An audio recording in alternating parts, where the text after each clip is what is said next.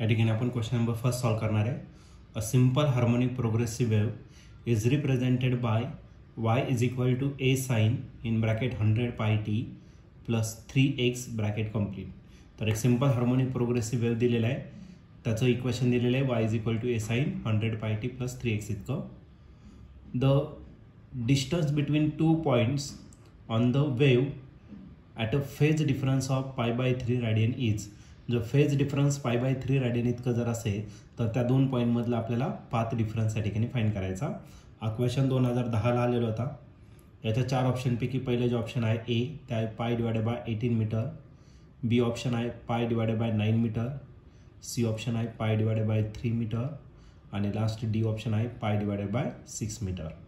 तर या 4 ऑप्शनपैकी या क्वेश्चनचं करेक्ट आन्सर काय असलं पाहिजे, तर आपण याला सॉल्व करूया आणि मग डिसाईड करूया. तर या क्वेश्चनमध्ये आपल्याला सिंपल हार्मोनिक प्रोग्रेसिव्ह वेव्ह दिलेलं आहे, त्याचं इक्वेशन या ठिकाणी आपल्याला दिलेलं आहे. तर ते इक्वेशन आहे y is equal to a sine 100 pi t plus 3x. तर असं आपल्याला इक्वेशन दिलेलं आहे सिंपल हार्मोनिक प्रोग्रेसिव्ह वेव्ह. तर आपल्याला डिस्टन्स फाईंड करायचं 2 पॉईंटमधलं, म्हणजे पाथ डिफरन्स आपल्याला फाईंड करायचा. आणि या केसमध्ये आपल्याला फेज डिफरन्स दिलेला आहे. ओके, आणि हा जो फेज डिफरन्स दिलेला आहे, हा फेज डिफरन्स दिलेला आहे π/3 रेडियन इतकं. आणि आपल्याला फाईंड करायचं आहे पाथ डिफरन्स, या ठिकाणी आपल्याला फाईंड करायचं आहे.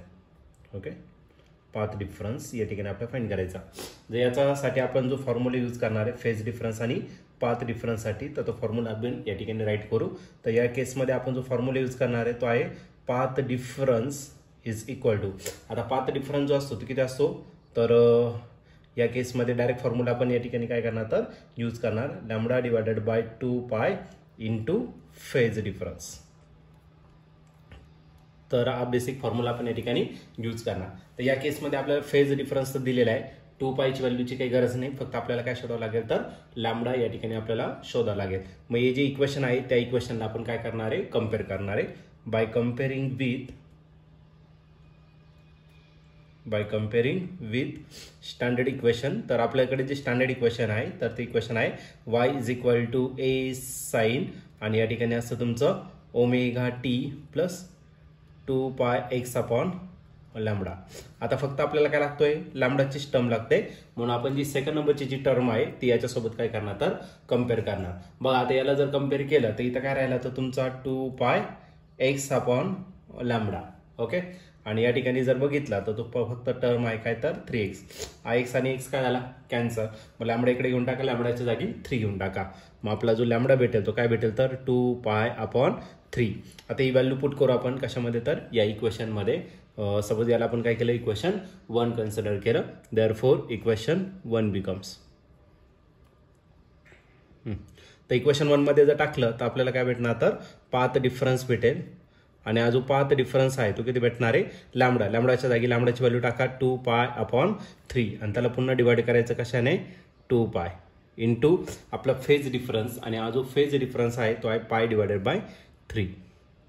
ओके, तर हा 2π आणि इथला 2π काय आला कॅन्सल, म्हणजे न्यूमरेटरला शिल्लक राहिलं फक्त पाय आणि खाली 3 × 3 काय आला 9, म्हणजे π/9. हे काय झालं तर पाथ डिफरन्स झाला आणि पाथ डिफरन्स मेजर करणारे मीटरमध्ये. ओके, आणि या ठिकाणी तुम्ही ऑप्शन जर बघितलं तर ऑप्शन नंबर बी जो आहे तो या ठिकाणी आपला करेक्टली मॅच झालेला आहे. मग या क्वेश्चनचा आन्सर ऑप्शन बी असेल. ऑप्शन बी म्हणजेच काय path difference is equal to π/9 metre. त्या क्वेश्चनचा आन्सर ऑप्शन बी असेल.